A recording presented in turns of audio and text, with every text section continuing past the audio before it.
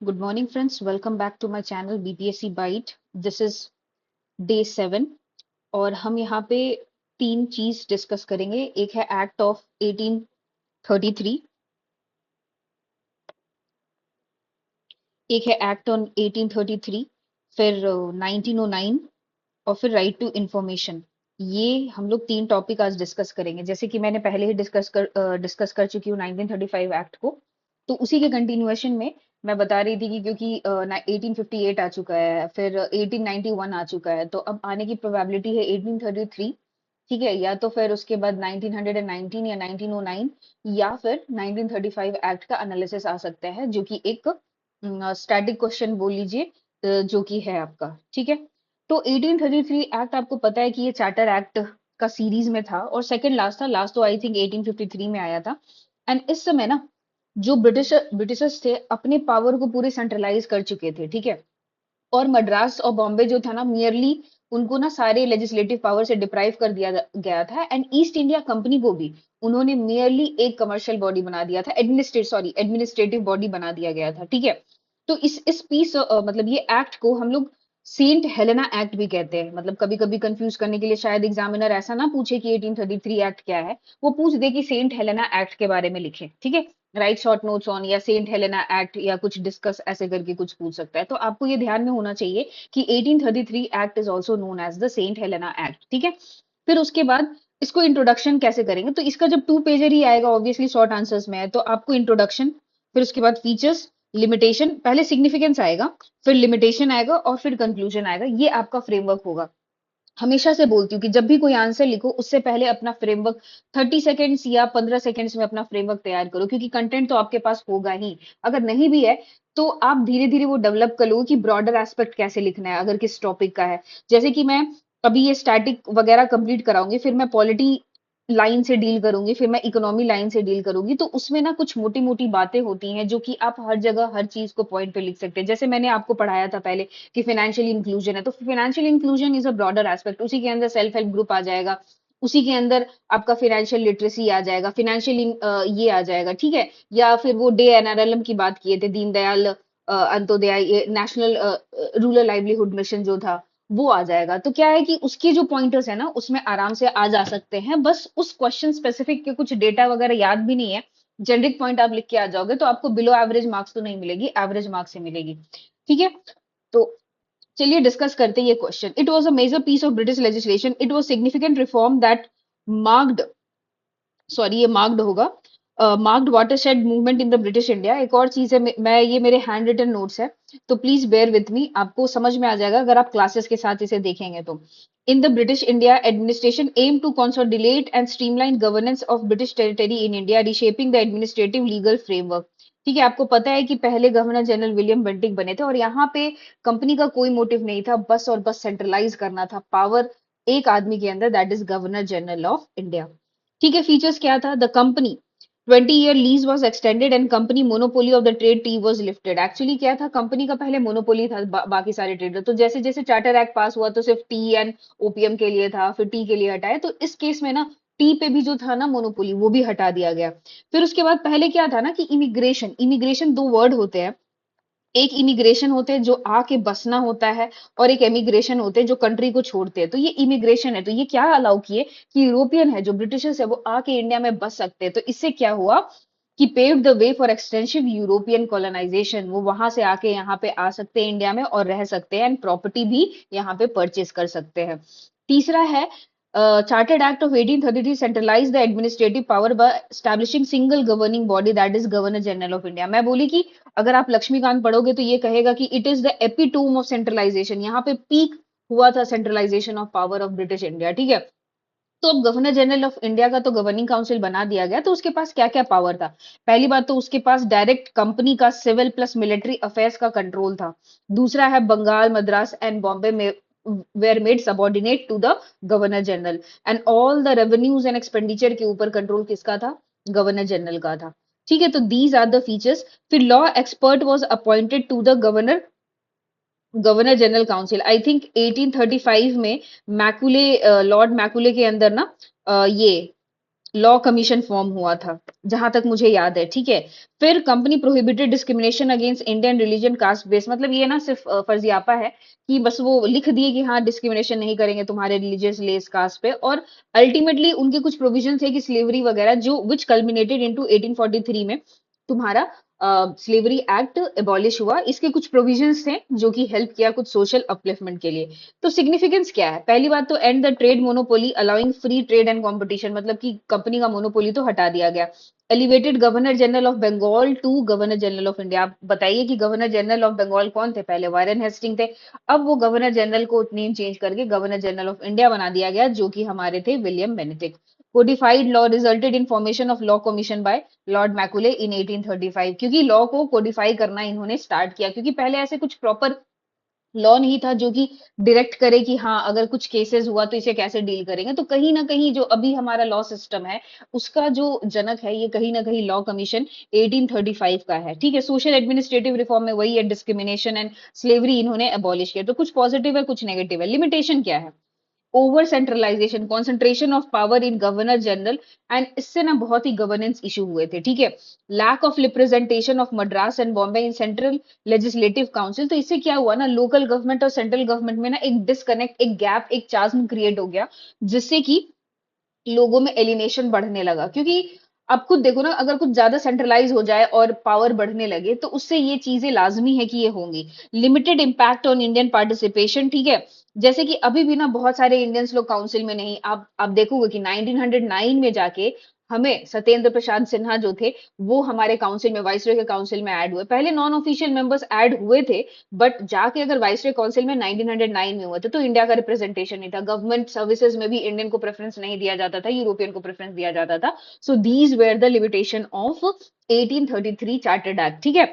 तो क्या बोलेंगे इसका कि it was a pivotal legislature, terminated commercial function of East India Company, however failed to address border politics right, which led to, ठीक है, act of 1857 जो हम लोगों का रिवोल्ट हुआ ना कहीं इस चार्टर्ड सेंट्रलाइज्ड टेंडेंसी है उसके वजह से हुआ, which paved the way for the further growth of nationalism and further reform, constitutional reform या लेजिस्लेटिव रिफॉर्म में ये किया। तो कंक्लूजन में हम क्या लिखेंगे कि दो, however, a Chartered Act of 1853 failed to address the broader political rights which resulted in the, ठीक है, which was the one of the reason for the revolt of 1857 act, and which seeded the grains or seeded the seed of nationalism, that is the revolt of 1857, and paved the way for other constitutional and legislative reforms in India, ठीक है।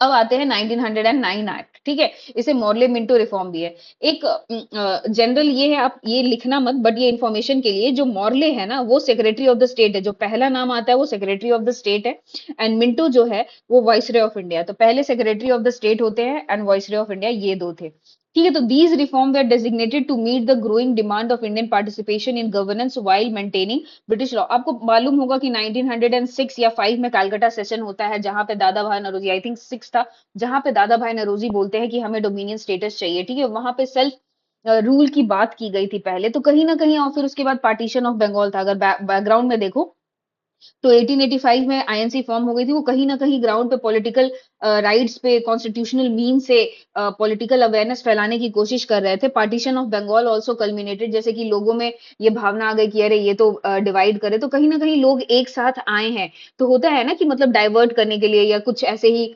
झुनझुना पकड़ाना, जिसे आप बोल सकते हो कि 1909 ना वो वैसा ही एक्ट था। फिर उसके बाद सिमिलर डेपुटेशन था 1906 में। क्या हुआ था, अगहा खान, कुछ एलीट मुस्लिम थे जो गए थे मिलने के लिए आपका मिंटो को, और बोले थे कि भाई हमको सेपरेट इलेक्टोरेट दो, हम मुस्लिम कुछ बनाना चाहते हैं, ठीक है। Demanded a separate electorate for Muslim, की मुस्लिम के बेसिस पे होना चाहिए। तो मुस्लिम लीग का फॉर्मेशन हुआ था ढाका में 1906 में, due to this reform also.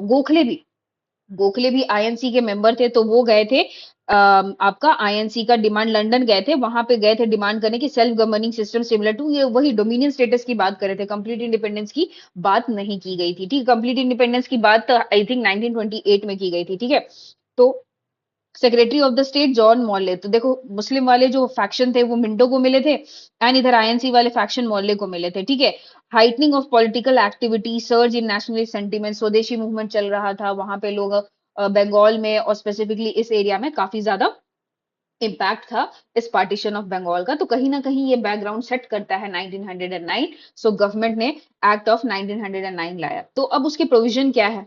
ठीक है, वही फॉर्मेट रहेगा, इंट्रोडक्शन देंगे, बैकग्राउंड देंगे, फीचर्स देंगे, लिमिटेशंस देंगे, सिग्निफिकेंस देंगे एंड कंक्लूजन देंगे। ठीक है, तो expansion of legislative council 16 member थे, 60 कर दिए गए। Introduction of non official member eight provincial level, क्या थे ना कि जो नॉन ऑफिशियल मेंबर थे ना वो इंडियंस हो गए, उनको बढ़ा दिया गया। इनडायरेक्ट इलेक्शन वाज इंट्रोड्यूस, तो इलेक्शन यहाँ पे फर्स्ट टाइम इंट्रोड्यूस हुआ था। अगर वर्ड की बात करें तो वर्ड शायद पहले भी मेंशन किया गया था, नहीं वर्ड नहीं मेंशन किया गया था।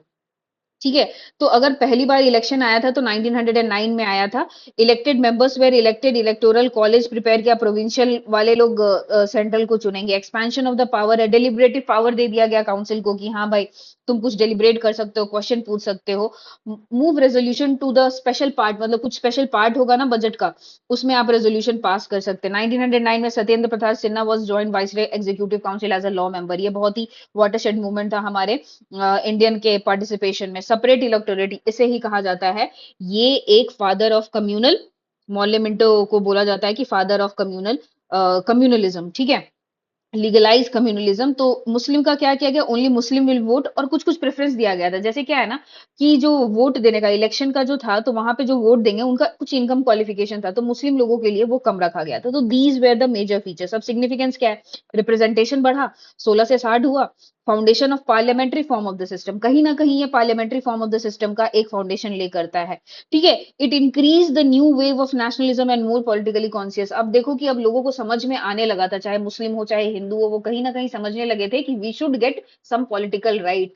और ये जो कर रहे थे ब्रिटिशर्स, ये कहीं ना कहीं उनको और अवेयर और कॉन्शियस दिला रहा था। ग्रीवेंस रिडर्सल मैकेनिज्म है, क्योंकि अब वाइसरॉय के काउंसिल में एक मेंबर ऐड हो गया, तो कहीं ना कहीं इंडिया अपना ग्रीवांस वहां पे वाइसरॉय के पास रख सकता था। And founding the future reforms of 1919, वही है, ये आप किसी भी एक्ट में लिख सकते हो कि foundation for the future reforms like 1919 act. अब क्या लिमिटेशन क्या है? राइज ऑफ कम्युनलिज्म है, आपको पता है, वही हो गया कि डिवाइड एंड रूल वाला कॉन्सेप्ट इन्होंने स्टार्ट कर दिया। क्योंकि अगर हम देखें 1857 का जब रिवोल्ट हम पढ़ रहे थे, तो वहां पे पीक ऑफ यूनिटी था, हिंदू मुस्लिम एक साथ लड़े थे उस चीज के लिए। एंड किसी फॉरेनर ने कहा भी था कि इट वाज मोहम्मदेन कॉन्स्पिरेसी। तो कहीं ना कहीं हिंदू मुस्लिम की जो यूनिटी थी ना वो पीक पे थी। तो उसे वो रियलाइज करते हुए उन्होंने ये स्टार्ट किया, that is communal separate electorate. Limited political power है, जैसे बजट का ना आइटम्स का तो कुछ कुछ रेजोल्यूशन पास कर सकते थे, आप उसको वोट नहीं कर सकते थे। Tokenisation rather than genuine reform, वही मैं बोली कि झुंझुना दे दिया गया rather देन कि कुछ एक्चुअल सिग्निफिकेंस उन्हें पावर दिया गया। एक मेंबर को अपॉइंट करके क्या ही होगा, ठीक है, वैसे हो गया। फिर diversion of actual broader issue है। बेसिकली ये सेपरेट इलेक्टोरेट लाने का क्या मकसद था? क्योंकि उस समय क्या था, बहुत पॉलिटिकल है, इकोनॉमिक है, एडमिनिस्ट्रेटिव, बहुत ही मैल गवर्नेंस थी, करप्शन था। तो ये सब ब्रॉडर इशू थे जो कि लोगों को बहुत परेशान कर रहे थे। या इवन जो आईएनसी के कांग्रेस के मेंबर है मुस्लिम को, उन्हें भी परेशान कर रहे थे, क्योंकि इकोनॉमिक ड्रेन तो हो ही रही थी, प्लस पॉलिटिकल रिप्रेजेंटेशन भी नहीं था। फिर उसके बाद आपका क्या बोलते हैं, मैल एडमिनिस्ट्रेशन भी था। तो कहीं ना कहीं इस चीज से डाइवर्ट करने के लिए ये आज के पॉलिटिक्स में भी यूज होता है। आपको अगर सपोजिटली चाइना का कुछ इंटरनल है तो वो इंडिया पे अटैक कर देता है, तो वो बताता है कि इंडिया का है। तो ये एक डाइवर्जन का मेथड था। ठीक है, ये एक्ट लाके।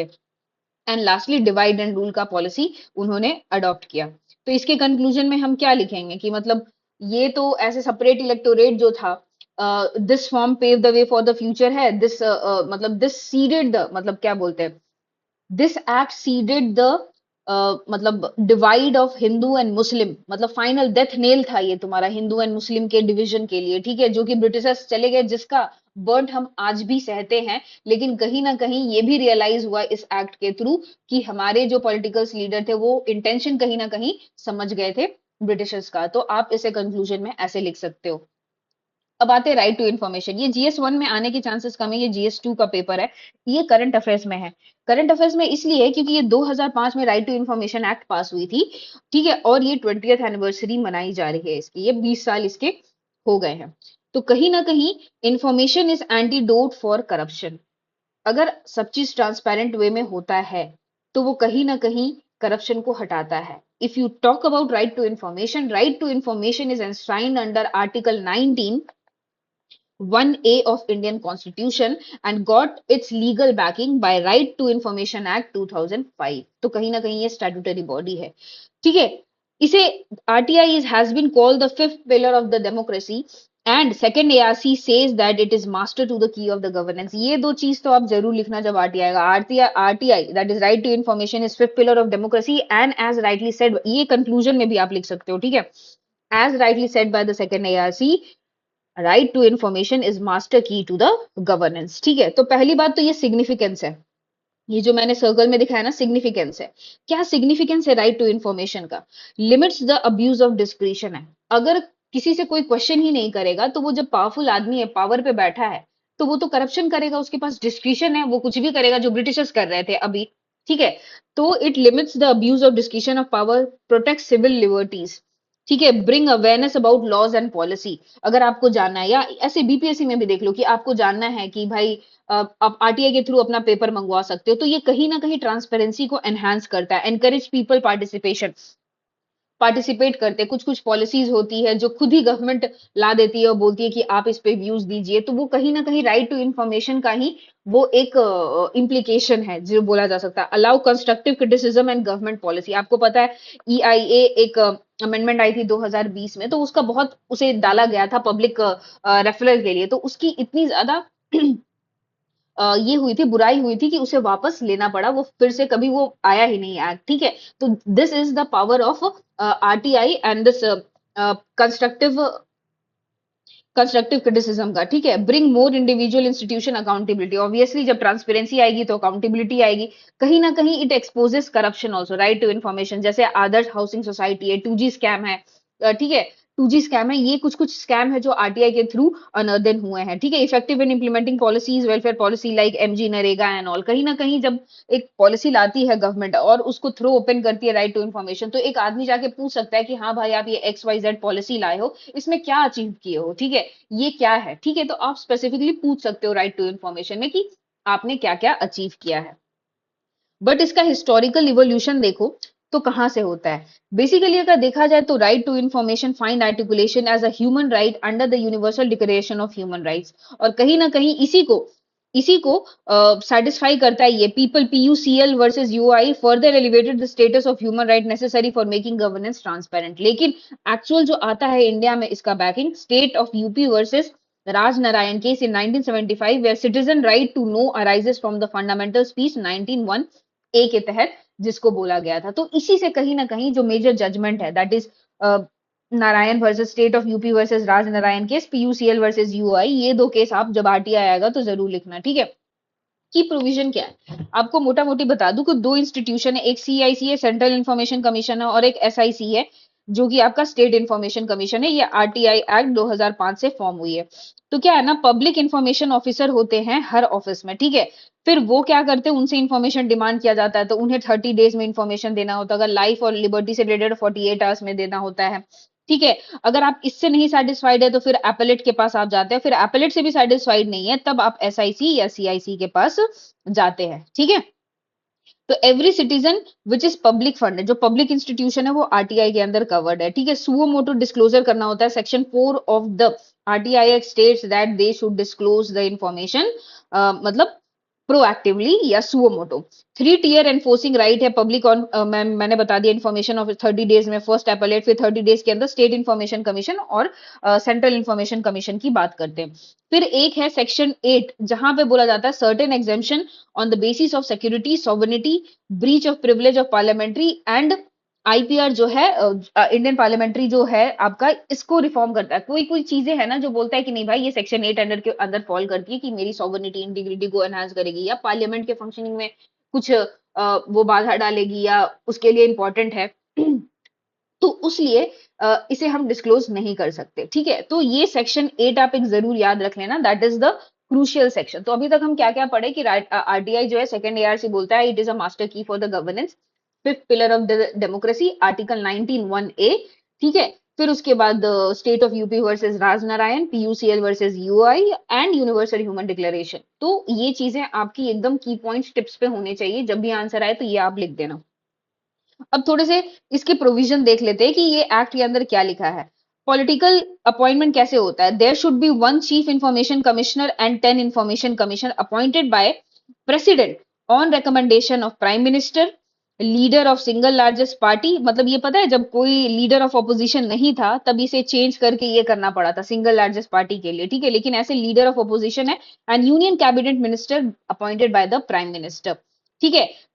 ये जो आरटीआई है ना 2019 में अमेंड की गई थी। यहाँ पे क्या हुआ था ना, इस गवर्नमेंट को क्वेश्चन की गई थी इस अमेंडमेंट पे। बेसिकली गवर्नमेंट क्या की थी, पहले ये थोड़ी इंडिपेंडेंट बॉडी थी, लेकिन जो 2019 का एक्ट था ना, वो कहा कि जो भी सैलरी होगा, टर्म्स एंड कंडीशन होगा, अलायंस होगा, वो ना सेंट्रल गवर्नमेंट आपका फिक्स करेगी। तो सोचो कि ये हो गया ना इनडायरेक्टली उसका इंडिपेंडेंस छीना, कि नहीं भाई सेंट्रल गवर्नमेंट अब डिसाइड करेगी कि आपको सैलरी क्या मिलेगी, आपकी टर्म ऑफ सर्विस क्या मिलेगी। ऐसे तो पहले इंडिपेंडेंट थी, ठीक है। तो ये कहीं ना कहीं ये जो अमेंडमेंट 2019 में आई थी, ये गवर्नमेंट पे क्वेश्चन करती थी कि आप कहीं ना कहीं आरटीआई एक्ट को ना मतलब लेस पावरफुल बना रहे हो, ठीक है। तो ये हो गया। लेकिन कुछ कुछ सक्सेसेस भी देखते हैं RTI and it's achievement. Achievement भी लिखना जरूरी होता है। अगर लॉन्ग आंसर में आया तब ये अचीवमेंट वगैरह लिखेंगे, अगर टू पेजर में आया तो बस आप हिस्टोरिकल 2 पेज में आएगा तो आप ऐसे लिख सकते हो कि राइट टू इन्फॉर्मेशन इंट्रोडक्शन, ऐसे ही लिख सकते हो कि it fifth pillar of the democracy RTI 19(1)(a)। फिर यहाँ पे लिख दोगे Rajnarayan case versus UI PUCL and UNDRH. फिर उसके बाद आपका सिग्निफिकेंस लिखोगे, पहले प्रोविजंस लिखोगे कि सेक्शन 4 बोलता है कि सुओ मोटो करना एवरी सिटीजन जो पब्लिक अथॉरिटी है। फिर उसके बाद आपका प्रोविजंस हो जाएगा, फिर उसके बाद आप इसके अचीवमेंट्स लिख लोगे, फिर चैलेंजेस लिख लोगे, फिर उसके बाद वे फॉरवर्ड लिख लोगे, और फिर उसके बाद कंक्लूजन लिख लोगे कि आरटीआई है जो हमें को हमको एम्पावर बनाई है, ठीक है। तो देख लेते हैं कि क्या क्या अचीवमेंट्स है। Allowance allows greater probity in the function of the government, promote transparency and the working of the public bodies, ठीक है। Tool for continual public vigilance कर सकती है। Threat to arbitration and privileges, it is fundamental to the democratic citizenship, ठीक है। देखिए एक कहा गया है कि by giving every citizen right to access government files and record, the law has potentially created 1.3 billion 4 billion whistle blower and the auditors. ये आप कंक्लूजन में लिख सकते हो, बहुत अच्छा कंक्लूजन है कि by giving every citizen right to access the government files and record, the law has potentially created 1.4 billion whistleblower and the auditor. This is the power of right to information, ठीक है। अब challenges में देखिए, challenges का ना दो approach हो सकता है। एक आप ना ऐसे फंक्शनल स्ट्रक्चरल या प्रोसीजर वे में लिख सकते हैं, या दूसरा चैलेंज जो है सप्लाई साइड है, एक डिमांड साइड है। मतलब सप्लाई साइड मतलब जो गवर्नमेंट की तरफ से, सप्लाई साइड मतलब हमारे तरफ से सिटीजन की तरफ से, और एक एब्जुडिकेशन साइड है, कहीं ना कहीं यहाँ पे केसेस चलते हैं, हेल्प करते हैं। तो आप उस तरीके से लिख सकते हैं, ठीक है, जो आपको सूट लगे आप वो लिख सकते हैं। फंक्शनल में क्या है, defunct ICs and vacancy, 7 out of 29 IC are defunct, लगभग 29 है। देखिए 29 आईसी इंफॉर्मेशन कमीशन है, हर स्टेट में रहेंगे, उसमें से 7 ना वेकेंट है। डिलेज है, ठीक है, कहा गया है कि 14 जो कमीशन है ना वो एक चीज को डिस्पोज करने में 1 साल लगाते हैं। बैकलॉग है, 4 लाख पेंडिंग आपका केसेस है, ठीक है। और फिर स्क्यूड जेंडर कॉम्पोजिशन है, मतलब वुमेन का तो रिप्रेजेंटेशन ओनली 9% है सिंस इंसेप्शन, मतलब 2005 में जब वो इनैक्ट हुआ था तब से लेके अभी तक सिर्फ सिर्फ और सिर्फ 9% वुमेन रही हैं आपकी इंफॉर्मेशन कमीशन। तो कहीं ना कहीं जेंडर रिप्रेजेंटेशन नहीं है। स्ट्रक्चरल में अब क्या बोलेंगे, स्ट्रक्चरल है तो स्ट्रक्चरल में एग्जाम्पशन अंडर सेक्शन 8 जो है वो कहीं ना कहीं एक ब्लैंकेट कवर प्रोवाइड कर देती है गवर्नमेंट को। वो कुछ भी बोलेगी कि अरे भाई ये हमारा इसको हैम्पर कर रहा है, हम आपको इन्फॉर्मेशन नहीं देंगे। अथॉरिटीज आउटसाइड द आरटीआई, कुछ कुछ अथॉरिटीज है जैसे पीएम केयर है या सुप्रीम कोर्ट है, वो outside the purview of right to information है। सो कहीं ना ये थोड़े से ड्रॉबैक है, आना चाहिए इस चीज को। फिर dilution of the act in 2019, कहीं ना कहीं सेंट्रल गवर्नमेंट अपने हाथ में पावर ले लिया उसके सैलरी टर्म्स एंड कंडीशन को, तो कहीं ना कहीं वो इंडिपेंडेंस को हैम्पर करता है। प्रोसीजर अगर देखें तो नॉन कंप्लायंस है, बहुत सारे ऐसे पार्टीज है जो कि पब्लिक अथॉरिटीज है लेकिन नॉन कंप्लायंट है। फॉर एग्जांपल पॉलिटिकल पार्टीज, वो आते हैं पब्लिक अथॉरिटीज के अंदर लेकिन उन्होंने कोई भी इंफॉर्मेशन कमिश्नर को अपॉइंट नहीं किया है, कहते हैं कि भाई हम पब्लिक अथॉरिटी ही नहीं है। Lack of awareness and education among the people. अब ऐसे supply side and demand side में देखते हैं, एडजुडिकेटिंग साइड में वही है। सप्लाई साइड में क्या है, नॉन कोऑपरेशन बिहेवियर ऑफ पीआईओज, वो बोलता है अरे उधर से ले लीजिए, आप उधर से ले लीजिए। एक एड आता था पुराना, आपको याद होगा, तो वो जाता था तो बोलता था ये डेस्क से वो डेस्क, वो डेस्क से ये डेस्क, आप जाइए। लेकिन अभी भी वही होता है कि वो कुछ ना आपका बोल देते हैं कि ये आपका आरटीआई ना सही नहीं है, इसमें ये क्वेश्चन है, ये नहीं है, तो वो वापस कर देते हैं। तो नॉन कोऑपरेशन रहता है पीआईओज के, जो पब्लिक इंफॉर्मेशन ऑफिसर्स है। फ्रीक्वेंट ट्रांसफर एंड वर्कलोड, जो आरटीआई आपको पता है बैकलॉग्स है, स्टाफ अंडर स्टाफ्ड है, तो कहीं ना कहीं और फ्रीक्वेंट ट्रांसफर भी होते रहते हैं जो कि एम्प्लॉय है, तो कहीं ना कहीं ये प्रोसेस को इनइफेक्टिव बनाती है। ट्रेनिंग नहीं है, इंफ्रास्ट्रक्चर नहीं है, lack of penalties and delay है, पेनल्टी भी है, डिलेज भी है, बहुत कम कन्विक्शन रेट है, अगर कुछ भी अगर कोई नहीं दे रहा है तो उससे है। फिर डिमांड साइड क्या है, lack of awareness among the people है, फिलिंग डिफिकल्टीज है, भाई एक कॉमन आदमी है, एक गरीब है, कोई गांव का आदमी है, वो कैसे आरटीआई फॉर्म करेगा, ठीक है। तो आप उस पर्सपेक्टिव से सोचो कि 65 या 60% of our Indian population has a rural background, जो कि मतलब लिटरेसी तो हमारी बढ़ चुकी है लेकिन एजुकेशन एंड अवेयरनेस नहीं है, ठीक है। तो ये एक डिफिकल्ट है। एक्सेसिव एग्जामेशन, वही सेक्शन 8 वाली बात हो गई। विसल ब्लोअर प्रोटेक्शन, आपको पता होगा कि 2014 में विसल ब्लोअर एक्ट पास हुई है, बट द पॉइंट इज कहीं ना कहीं विसल ब्लोअर को प्रोटेक्ट वो नहीं करता है, ठीक है। एक शायद गौरी लंकेश का है, मैं थोड़ी सी कंट्रोवर्शियल हो सकती हूँ, उनका मर्डर कहीं ना कहीं इस चीजों से रिलेटेड है, ठीक है, गौरी लंकेश की जो मर्डर है। एंड रिजेक्शन रेट बहुत हाई है, मतलब वो कुछ ना कुछ त्रुटियां निकाल देंगे आपके राइट टू इन्फॉर्मेशन में और वो रिजेक्ट कर देंगे। अब एडजुडिकेशन में आते वही बोलेंगे कि आईसी भाई नहीं है, information commission 7 out of 29 are defunct, gender skewedness है, ठीक है। फिर उसके बाद है ब्यूरोक्रेटिक है। एक और इंटरेस्टिंग चीज है, आपको पता है जो सीआईसी और एसआईसी में जो बैठे हुए हैं ना, वो 87% ना ब्यूरोक्रेसी से आते हैं। ब्यूरोक्रेसी मतलब आईएएस रहेंगे, ये सब रहेंगे। तो कहीं ना डाइवर्सिटी नहीं है उनके अंदर, मतलब वो बाहर से कुछ ऐसे लोग जो इस फील्ड में काम कर रहे हैं उन्हें नहीं बनाते, कम से कम एक पैनल तो सिलेक्ट करती है ना। बट ये जो 80% है तो कहीं ब्यूरोक्रेटाइजेशन हो गया है आपका इस चीज का, ठीक है। तो ये डिफिकल्ट है, 87% है ना वो ब्यूरोक्रेसी से आते हैं, जो भी लोग वहां पे आते हैं, तो ये कहीं ना कहीं डिले करता है, ठीक है। तो वे फॉरवर्ड क्या क्या है, वे फॉरवर्ड यही है, प्रोएक्टिव डिक्लेरेशन करो, ठीक है, putting RTI reply, government website है, स्ट्रिक्टर फाइन एंड पेनल्टी लाओ, टाइम डोमेन में करो। Recommendation of second ARC, second ARC आप जब भी गवर्नेंस जब भी आता है ना, आप सेकंड एआरसी आंख मूंद के लिख सकते हो, क्योंकि एआरसी का रिपोर्ट इतना बड़ा है ना, वो हर चीज के बारे में, गवर्नेंस के बारे में कहीं ना कुछ तो बात किया होगा। तो आप आंख मूंद करके जहां भी गवर्नेंस आती है आप सेकंड एआरसी लिख सकते हो, जहां भी सिविल सर्वेंट्स या कुछ पब्लिक अथॉरिटीज की बात आती है आप वहां सेकंड एआरसी आंख बंद करके लिख दो कि अकॉर्डिंग टू, अपना ही लिखो लेकिन सेकंड एआरसी का नाम दे दो, क्योंकि कहीं ना कहीं वो कुछ ना कुछ वो उस चीज पे बोला होगा। सेकंड एआरसी बनाने वाले हमारे आपके जैसे लोग हैं ना, कि जो अवेयर हैं, आप पढ़ रहे हैं इतना, तो वो सेम ही रहेगा। तो कहीं पे भी गवर्नेंस आए तो आप सेकंड एआरसी लिख देना, ठीक है। तो वो कहता है कि repeal official secret act and some of its anti espionage provision include in national security, मतलब वो जो है ना कि वो बोलते कि ऑफिशियल सीक्रेट है वो सेक्शन 8 के अंदर नहीं है, उसको हटा के ना नेशनल सिक्योरिटी में डाल दीजिए रादर देन आरटीआई के अंदर, ठीक है।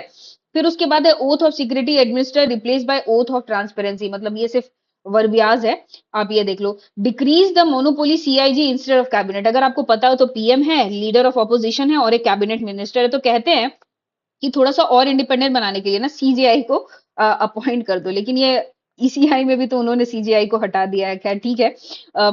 सीजेआई को यहाँ पे आप ले आओ, ये सेकंड आईआरसी बोलती है draw 50% of IC outside bureaucracy, जैसे मैंने आपको बताया था 87% जो है ना ब्यूरोक्रेट्स आते हैं, तो उसको 50% कर दे, रिड्यूस कर दे एंड बैलेंस कर दे, ताकि ब्यूरोक्रेसी ज्यादा हावी ना हो जाए, रेड टेपिज्म ज्यादा हावी ना हो जाए। Single window system for district level, मतलब प्रोवाइड करो। तो इसका वे फॉरवर्ड आप क्या लिखोगे, मैं हमेशा से एक मॉडल लेती हूँ, तो इसमें राजस्थान मॉडल का आप लिख सकते हो। राजस्थान मॉडल एक जन सूचना पोर्टल है, जहां पे कुछ भी होती है ना वो उसको सुओ मोटो डिस्क्लोज कर देते, तो the way forward could be this क्या जन सूचना पोर्टल। आई थिंक बिहार का भी कोई है, मैं आपको बता दूंगी कि बिहार का क्या है। बिहार का मैं अभी इकोनॉमिक सर्वे पढ़ रही हूँ पूरा, वो जो 600 पेजेस का है, तो इसमें आप बिहार का भी मॉडल लिख सकते हो कि बिहार कैसे, एक बिहार का भी एंगल आप लिख देना कि गवर्नेंस बढ़ाने के लिए क्या क्या कर रही है बिहार, ठीक है। तो till then take care and bye, and अगर आपको ये वीडियो अच्छी लग रही है तो please near and dear ones के साथ शेयर कीजिए, एंड मेरा टेलीग्राम का डिस्क्रिप्शन आपका ये लिंक बॉक्स में दिया हुआ है, मतलब डिस्क्रिप्शन में दिया हुआ है, तो आप जाके रेलिवेंट मटेरियल वहां से